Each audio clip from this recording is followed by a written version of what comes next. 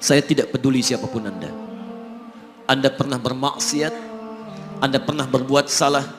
Kita manusia yang tidak luput dari dosa. Tapi saya ingin berikan tawaran dari Al-Quranul Karim. Quran surah keempat An-Nisa ayat 100, posisi paling kiri sebelah bawah. Pernah ada orang berbuat maksiat yang tak terlukiskan. Ada seorang yang pernah bunuh orang. Bunuhnya bukan 1, 2, 100 orang. Tak terlukiskan bilangannya. Kriminalitas tidak perlu diukur karena Anda akan lelah menghitungnya. Ketika Allah berkenan memberikan hidayah kepadanya, Masya Allah. Dan hidayah selalu terbuka pada siapapun sepanjang ia mau mengambilnya sebelum nyawa sampai di kerongkongannya. Tiba-tiba datang ia pada seorang alim dan berkata, saya ingin berubah. Alim ini kemudian menyampaikan pada orang dimaksud, Anda bukan berarti tidak bisa menjadi orang baik. Hanya Anda tinggal di lingkungan yang tidak mendukung Anda jadi baik. Keluarlah dulu dari tempat itu. Pergilah ke majlis ilmu si fulan, tempatnya ada di sana. Datang ke sana, belajarlah, dan Allah akan bimbing Anda berubah dari keburukan menjadi orang yang terbaik. Didengarlah nasihat alim ini.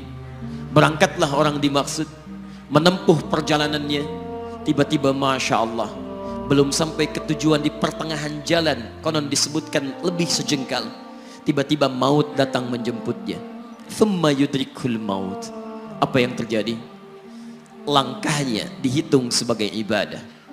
Dalam terapnya dia beristighfar, tobat kepada Allah subhanahu wa ta'ala.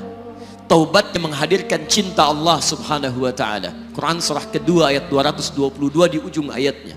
Innallaha yuhibbut tawwabin. Allah mencintai orang-orang taubat. Dan cinta Allah menghadirkan ampunan bagi seluruh dosanya.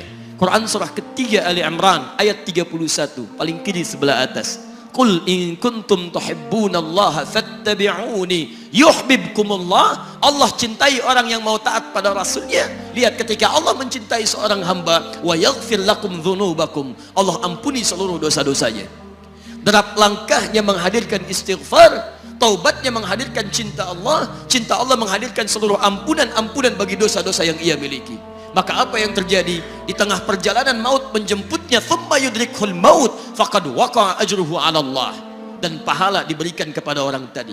Di jalan, maaf, maut datang, taubat diterima, dosa diampuni, dan amalan didapati dengan derap langkahnya. Maka apa yang terjadi?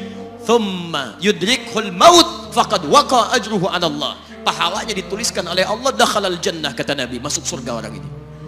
Anda bisa bayangkan, pernah bunuh orang 100 orang, mabuk tak terlukiskan, kriminalitas tak perlu dihitung. Ketika dia mau bertobat, datang ke majlis ilmu, Masya Allah, meninggal di tengah jalan, kata Nabi, dakhalal jannah. Bertobat diampuni dosanya, derap langkahnya ada pahalanya, dakhalal jannah.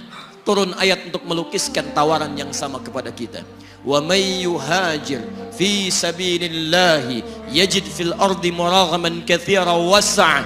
Siapapun yang mau berubah kembali pada ketentuan jalan Allah, kalau dia masih punya batas-batas kehidupan, kami akan berikan kelapangan di sisa hidupnya dan kelimpahan-limpahan kenikmatan selama dia hidup. Wa may yakhruj min baitihi muhajiran ilallahi wa rasulih. Namun bila ada di antara mereka baru ingin berhijrah, ingin berubah jadi lebih baik dalam pandangan Allah dan Rasulnya, tiba-tiba thumma yudrikul maut, baru keluar dari tempat dia tinggal, belum sampai ke tempat dia belajar, datang maut menjemputnya. Faqad waqa'a ajruhu 'ala Allah. Kami terima semua amalnya, kami ampuni dosa-dosanya, dan kami tuliskan namanya di dalam surga. Bila 100 orang saja yang pernah dibunuh oleh orang ini, pernah bunuh 100 orang, mabuk tak terlukiskan, kriminalitas tak terhitung, mau berangkat ke majlis ilmu, tak sampai ke majlisnya, meninggal dia, bisa masuk surga. Masa Anda yang tidak pernah bunuh orang? Ada yang pernah bunuh orang di sini? Boleh angkat tangan? Ada polisi di sini, langsung saya sampaikan insyaallah.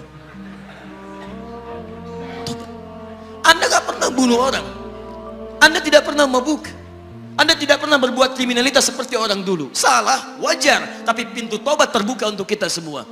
Masya Allah, bedanya dengan orang tadi belum sampai ke majlis ilmu, Anda sudah hadir di dalamnya, langsung di rumah Allah, diberikan tempat yang terbaik, dan kita akan belajar. Kalau dengan semua ini belum mempermudah Anda ke surga, dengan cara apa lagi Allah mesti mengantarkan Anda ke surga? Kalau dengan duduknya Anda di sini belum mau juga bertobat, dengan cara apa lagi Allah harus membimbing Anda bertobat?